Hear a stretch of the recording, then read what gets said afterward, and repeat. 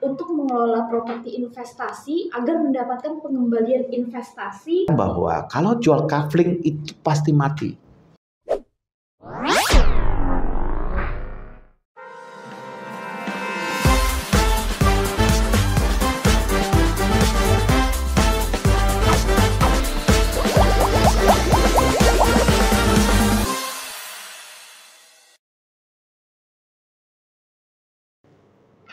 Halo Sobat Properti dimanapun kalian berada, saya Ara, kembali lagi saat ini di MJO Podcast. Saya sedang bersama dengan pakar properti Indonesia, Bapak Matius Yusuf. Ya, Ara. Terima kasih Pak atas waktunya Pak, kita kembali lagi di podcast kali ini. Betul. Oke, baik Pak, saya pengen tanya nih Pak, terkait strategi terbaik nih untuk mengelola properti investasi agar mendapatkan pengembalian investasi yang maksimal gitu. Iya. Itu seperti apa? Betul. Jadi di properti itu yang paling penting bagaimana pengelolaannya. Secondary market itu akan berharga kalau pengelolaannya dengan baik. Maka kalau kita berbicara tentang high rise building, apartemen, ya, kita namanya ada property management yang bagus, ya. Kemudian kalau kita berbicara tentang office building, itu namanya ada building management yang baik.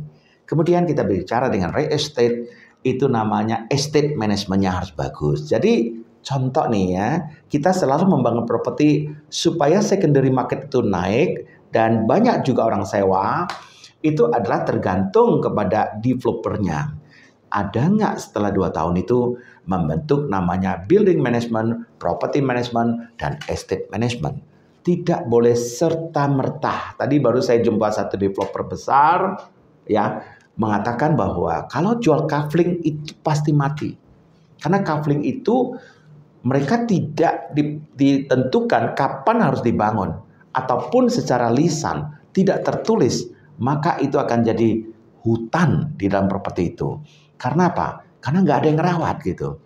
Jadi sekali-kali mau jadi developer yang bagus, mau dapat secondary market yang bagus, mau dapat investasi yang baik, jangan sekali-sekali mau cara mudah aja, cara dapat duit yang mudah. Kafling itu salah ya. Begitu juga apartemen. Apartemen itu yang paling penting property management itu betul-betul bagus.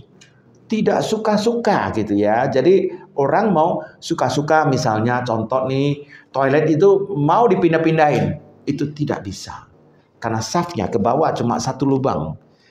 Toilet dari lantai 32 sampai ke bawah itu, toilet itu gak boleh dipindah-pindahin. Kalau toilet dipindahin untuk unit lantai 32, mau di sini, 31 mau di sana, 30 mau di situ, nanti ngengek-ngengeknya nyangkut semua ya.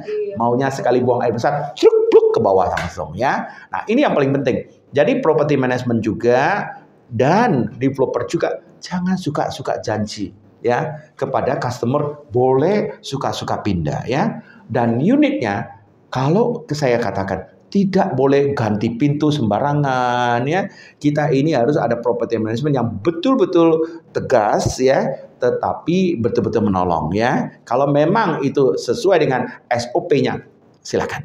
Kalau tidak sesuai SOP, jangan sembarangan. Begitu juga estate management. Kita bangun satu real estate juga tidak boleh suka-suka, warnanya berbeda-beda. Warnanya warna pelangi lagi.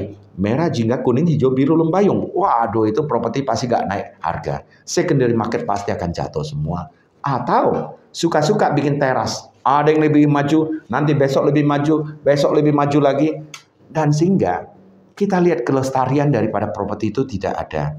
Ataupun kita mengatakan suka-suka tinggi. Ya, ditinggikan, besok ini ditinggikan, besok ditinggikan, semua tinggi. Ya, itu juga tidak baik. Jadi ruko pun sekalipun kalau kita membangun ruko, kita jadi estate management, kita juga nggak boleh suka-suka cat warna-warni. Kita developer lah yang menunjuk, siapapun yang jadi estate management itu harus menjaga dengan baik.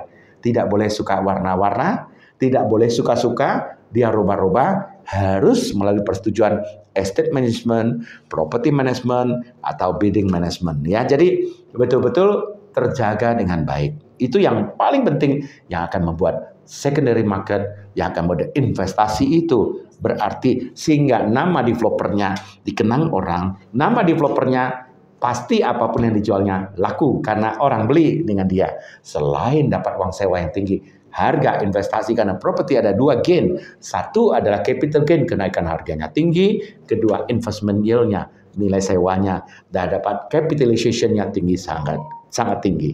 Itu yang penting. Betul sekali ya Pak ya. Betul. Oke, luar biasa nih ya, Pak. Harus. Oke, super sekali jawabannya. Sangat menjawab pertanyaan-pertanyaan dari netizen nih yang sebelumnya pernah bertanya mengenai hal tersebut. Betul. Pak. Jadi SOP itu penting ya Pak untuk memanage strategi yang ada. Betul. Gitu, bahkan sampai iklannya pun kita tentuin di ruko itu tak boleh suka-suka besar kecil. Harus sesuai dengan ukuran kita. Sehingga kelestariannya, saya pernah jual properti di Center Park ya. Saya jual 1,8 miliar, sekarang 28 miliar. Warna ruko pun nggak boleh sembarang cat.